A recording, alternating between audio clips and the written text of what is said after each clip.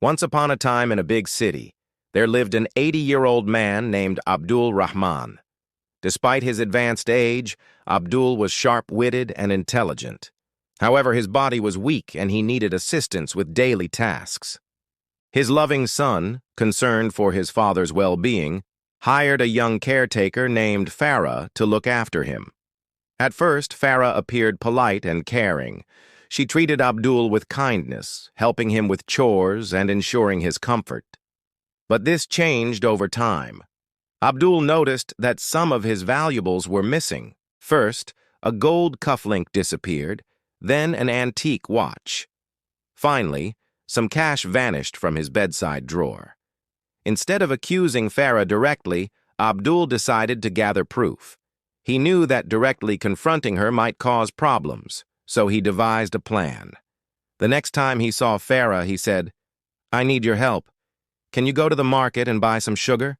"Of course," she replied, and took a small empty envelope. Abdul wrote on it with bold letters, "Do not open until you reach home." Then he put it inside. "Here," he said to Farah, handing her the envelope. "Please keep this safe. It's very important."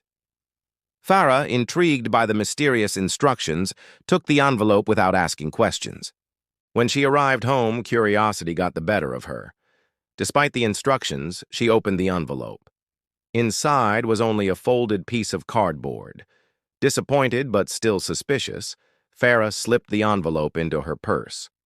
Later that day, Abdul pretended to be asleep in his bed, but he was wide awake. From his bed, he saw Farah enter the room.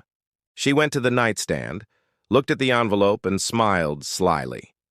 She took the envelope and hid it in her purse before leaving the room. Abdul immediately called the police. When they arrived, he explained what had happened. The police searched Farah's home and found the missing items. They also discovered the key to Abdul's locker. She had tried to open it, but the locker contained no valuable items. It was just full of old clothes. Realizing he had been right, a satisfied smile spread across Abdul's face. Later, when the police asked Farah why she thought Abdul would keep such a large sum of money in a locker, she replied, "I don't know. Maybe he did, or maybe he was testing me." The police let her go with a warning.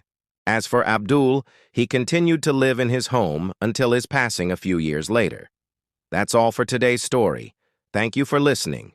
If you like the story, please give us a thumbs up and share it with your friends. We'll see you next time.